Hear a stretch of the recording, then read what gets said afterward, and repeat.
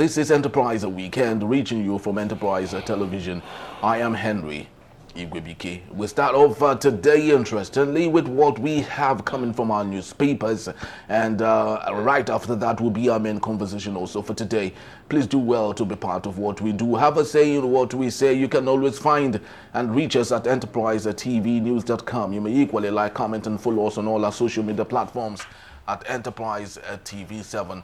We're very so honored to have with us joining us right here in our studios, Emeka Madunago, journalist, public affairs analyst. Thank you so very much, Emeka, for being here. Truly do appreciate you. Thank you very much. My pleasure. All right, so let's kickstart today with the Saturday Vanguard newspaper. The big story here, but just before we get to the big story, on the top strip here, hidden hands behind Boko Haram, and that's the have a couple of riders there. And just beside the story, Dangote pledges more uplift the vulnerable people. Of course, says the AGF and others attends the Time 100 Impact Dinner. But the big story here, Tinubu and Midterm, who are the people government is satisfying. Dreams of 2023 now, nightmare of 2025. Three things President Bola Ahmed Tinubu must do. Emeka, let's start with the Dangote pledging to move or uplift more vulnerable people. I do not know where. Is it his state? Is it his place of abode, or where exactly? But lots of people have questioned why he is the richest black man alive. But the irony is, when you get to his community, where he comes from in Kano, you still see lots of Nigerian children who are out of school. You don't see public healthcare system there available. Of course, we understand that it is a responsibility of government to do some of those things. But of course, when we have the richest black man alive coming out of there, don't you think he has the responsibility to do a little bit of that? Thank you very much. Well, we cannot expect anybody, no matter how richest he is or she is, to take over the role of the government, unless the government chooses to outsource their functions. Maybe outsource or by concession, give those functions to those people because they have the capacity to manage those kinds of things. Otherwise, what he can do is just to play a supporting role to the extent that the government allows him. Now, you can see, I'll give you an example like in Anambra State now, where the governor, Chukwuma Soludo, has told wealthy people, come, just look for any road you want to build. Excuse me, see your local government chairman, he will give you express approval to build it and all of that. You can even name the road after you if you want. No, so those are the kinds of things. But you see, the thing about development is that the first thing is the policy. Government must enunciate policies that enable different stakeholders, even the poorest in the society, to be a part of whatever you are doing. If you don't get a buy-in from the people, your policies will fail. And that is the problem we keep having. You see, for instance, Tinubu came in. Now, in removing subsidy, he didn't sit down to hear from the people. To hear from the people who have been buying fuel, to hear from those whom they claim have been benefiting from subsidy, to hear from the marketers, to hear from different segments. What did he do? Single-handedly, he removed subsidy. Now, the money being saved from subsidy, he thought, that by channeling the money to government for infrastructure, that the economy will do better. But it doesn't end there. You can build roads, but if the people who should ride on those roads are not empowered in every way to be able to use those roads, then you are building infrastructure, but you are not building people. And then how do you now ensure Human Development Index? One, you're talking of infrastructure. How about your schools? What's the quality of your schools? What's the quality of your hospitals? So many other things that come into HDI, Human Development Index. what is the level of maternal mortality, you know, infant and maternal mortality? Have you brought it down? What is the level of enrollment, you know, in terms of your schools, your basic school enrollment? What is it like? And you know the problem? In Africa, there is a fundamental problem where we think is by building roads, building bridges, building airports, that we can impact the lives of the people. Whereas we forget the fact that, look, the people need to be involved in whatever you are doing. So in other words, excuse me, you empower people, you say, okay, I hold a training program, I empower people. But you don't have a roadmap about where those people will go to after those trainings. You train them ICT skills, you train them in producing this, you train them but there is no roadmap. You just, at the end of the day, you give them 100,000 to go and do what you do. They will first of all take care of their stomachs. So when you talk about roadmaps, we're talking about roadmap. Now, when there's a roadmap, you can take the example of Jakonde. Yeah. Alhaji Lateef Jakonde, when he was governor of Lagos State. Like I read, he went to different companies, Dunlop and the rest of them, and invested money in those companies and said, this is to enable you, to support you so that you can employ our indigenes. So that is where people like Dangote and others come in. That, okay, we want to train maybe 1 million youths in different skills. We want to make sure that each youth has about between 2 and 5 skills.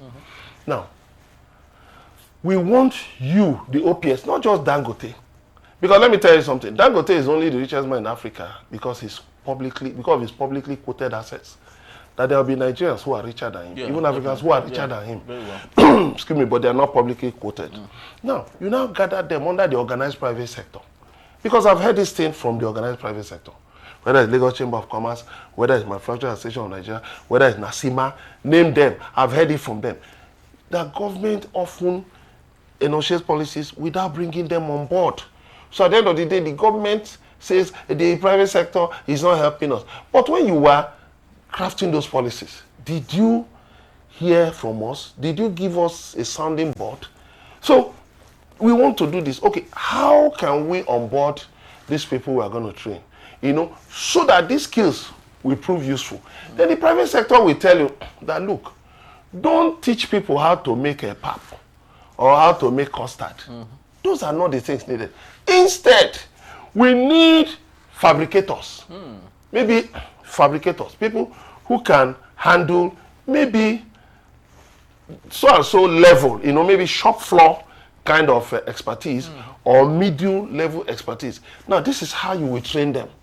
So when you train them in this, train them in this, train them in this, then they can be absorbed. And then when they are absorbed, you know what? It will be easy for them to find their feet. Not for them to still go back to be struggling for Korope, how to ride Korope, all these shuttle buses, struggling for how to do POS. You see graduates, even with masters, riding Okada. Yes, definitely, very true. So, but if you sit down with the private sector, you will find out that, look, those policies will work better. That is where you can have people like Dangote. For instance, if a state like Kano, that has the largest number of local governments, says, okay, we want to ensure even development using Dangote. Dangote is not the only one from, he's not the only billionaire from Kano. You have Isiaku Rabiu, who has been there for so many years, for decades.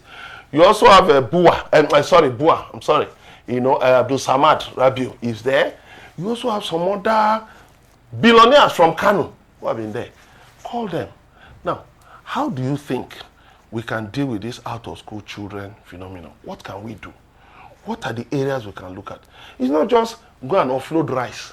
After they finish eating the rice, what happens next? Very true. It's just very similar to about 89 northerners that were seen at Lagos highway. They said they actually were called to come work with Dangote refinery. And one would wonder, what skill do they have to find themselves available? The people who are making us about that thing were not being fair. Look, let me tell you, I can choose to bring it. I've been to the house of a Nigerian politician. Went for a meeting. The food we were served was cooked by women from Philippines. Filipino cooks. in Nigeria. Would you tell a man how that he should go to his village and employ cooks? See, you see, mobility of labor is guaranteed. You cannot be asking Dangote, like NLC Lagos, why will you go and bring people from Kano? You have no right to do that because... But Emeka, we're actually talking about skilled labor. The men I saw weren't skilled, rather than the subsistent knowledge of whatever it is that they know. But you see, you and I cannot dictate to Dangote. Yeah, very true. Because even after the skilled, he will need people to keep the compound clean. He will need people to do some of all those unskilled things. And that is where we are missing it in Nigeria. We often think that, the skills are only about being able to operate machines and all that. Look, there are other things. Housekeeping. Do you know that housekeeping? Proper housekeeping is a skill. Yeah, very well. Proper housekeeping is a skill. But you think those men don't have skills. But they can clean if they can keep the environment clean. If they can be trained to operate lawnmowers. Is that not a skill? They can be onboarded and trained. But you just think in terms of, they're unskilled. Okay, those are bokis who move about with machetes. But when they enter Dangote, and Dangote said, no, it is not about just using machetes. But there may be some places too where you may need people, who can clear grass with machetes. You understand? There may be some of those places, maybe to cut trees and all of those things. Dangote refineries and petroleum complex is a very big place. Very well. So but the issue is this.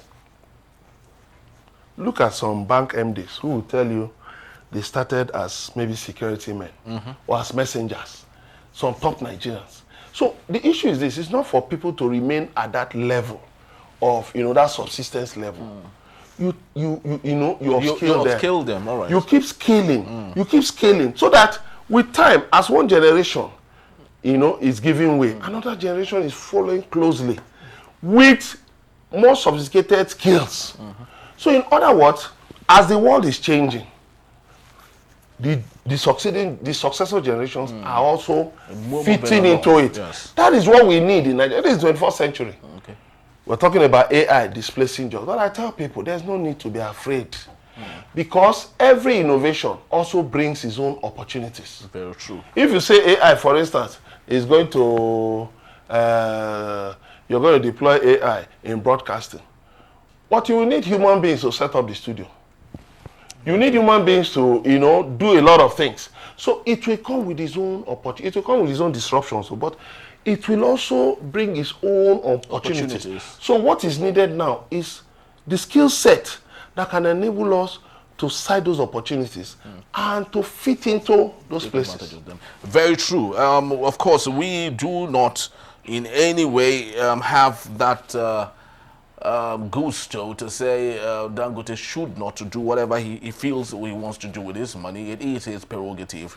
But of course, what we're saying is that charity starts from home, and if really there's need for him to uplift the vulnerable people, he should at least start from his community and possibly scale that to across the country. But Emeka, let's take a look at Saturday Punch newspaper. Emefiele'S 753 duplexes. Federal government to sell houses to low middle income Nigerians. You watched the video where Olukoyode, I guess the EFCC chair, went on a sightseeing with the Minister of Housing, and they had concluded that the federal government said they should sell such duplexes to common Nigerians. And Nigerians now wonder, who are the common Nigerians? I hope he's not talking to our parliamentarians. The former governor of Lagos, Fashola, Watunde Fashola, built low income flats. Yes. This was how many years ago? Fashola left, was it not 2007 to 2011? Yes. He left 2015. Yes.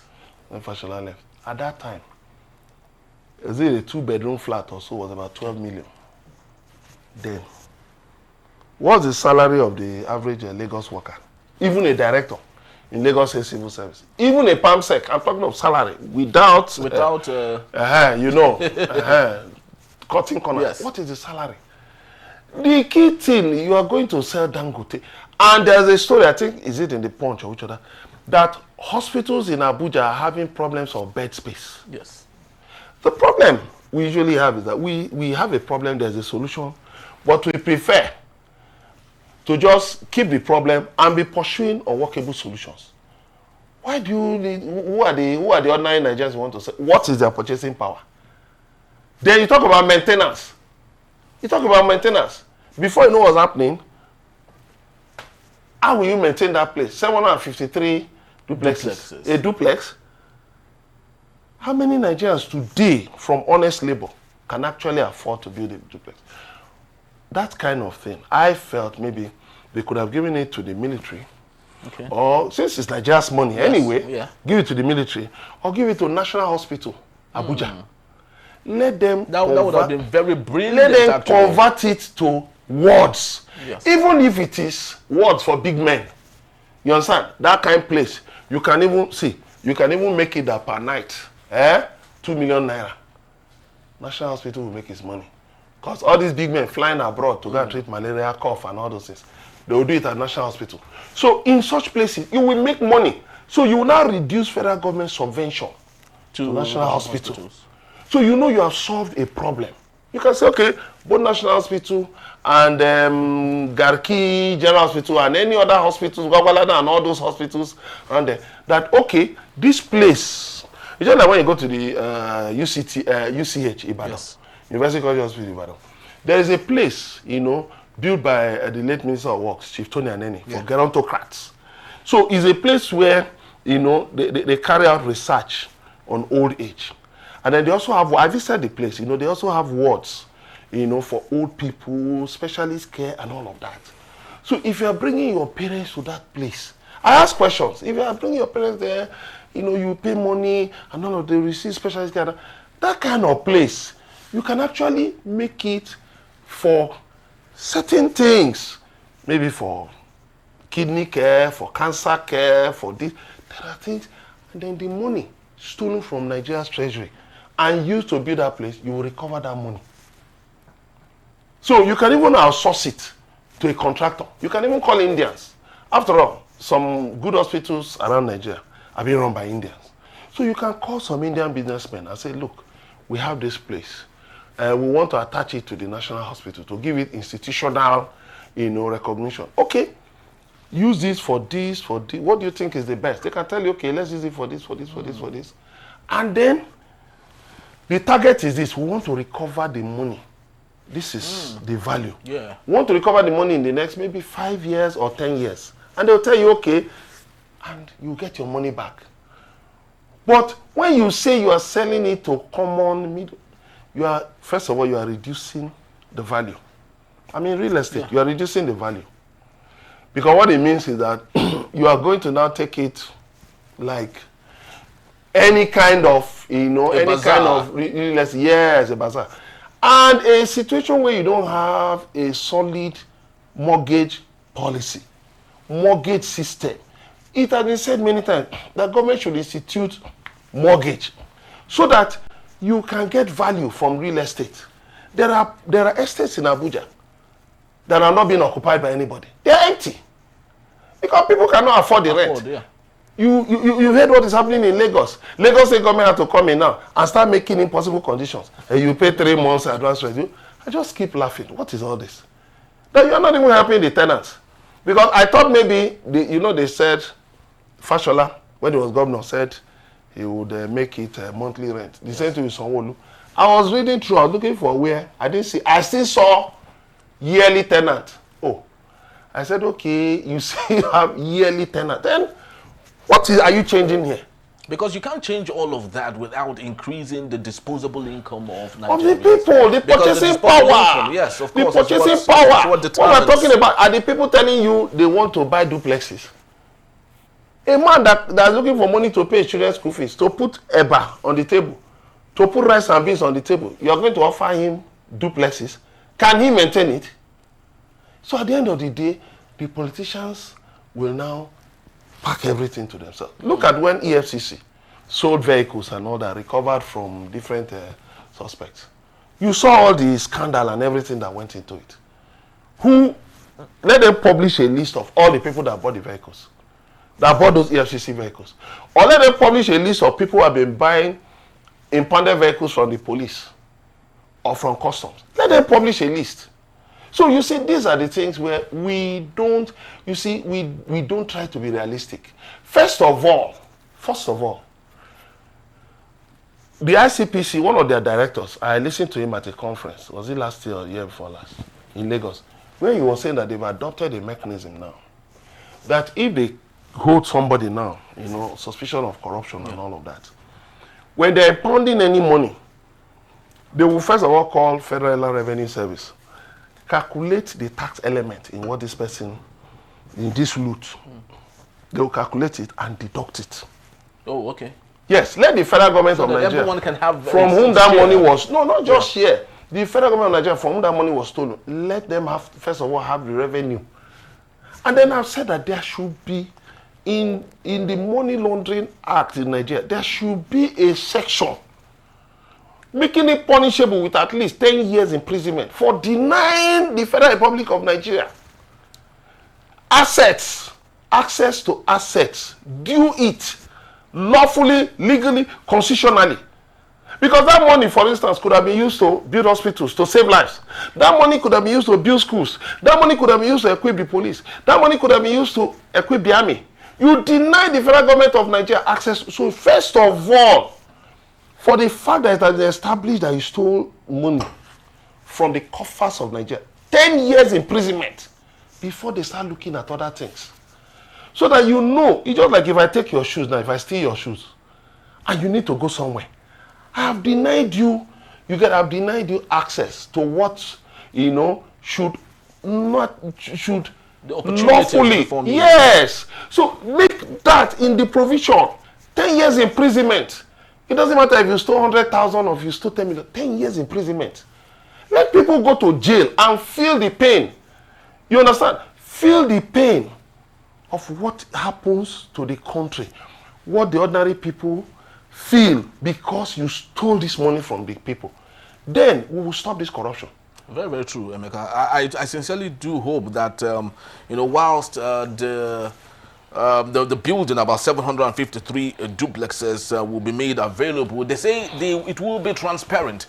But who knows how much of a transparency would go into selling of those properties. And Nigerians are already calling for Nyesom Wike to be off the scenery.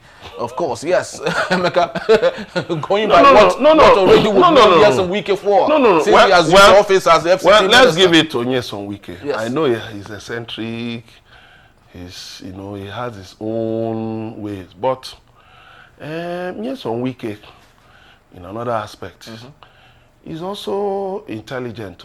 Intelligent enough to know who those duplexes should go to. No, not even. I'm not talking about the I've given you a very simple way to get the value from the duplexes.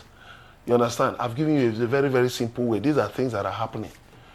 So it's as simple as ABC. If you just put a bid, on the internet, if you just advertise a bid, Nigeria has a tenders journal. If you just put a bid that people should bid for these 753 duplexes, you will see people will come and bid for it. Yeah, very well. Some may even bid for it to build a hotel or something. Just sell it off. Get the value, the approximate value for that thing, and sell it off. Don't start doing a transparent process. Just if it's one person, just sell it to one person. And leave that business and go away. Because the scandal that will come out of those things is not something you can handle easily. Two, talking about Nyesom Wike, you see, many Nigerians don't know that when you own a property, you're supposed to be paying yearly ground rent to government. Many people don't know. Many people don't know. It's somebody like Nyesom Wike who came. I don't know whether he was doing it in River State, but he came and said, you have to be, that these people held on to allotted land, but were not paying ground rent. He even gave them time to pay ground rent. According to him, they've not paid ground rent. And what it means is that for the government that we've been criticizing about borrowing, excessive borrowing, to now be able to see certain places, okay, this is a source of revenue that is lawful or constitutional, because it's in the Land Use Act. This is another area. If we can discover ground rent and look at the money he's said to have been making, I hope it's not audio money, the money he's said to have been making for the federal government, from all that ground rent and all that. And then look at over 300,000 properties to be sealed, to be shot, because of ground rent.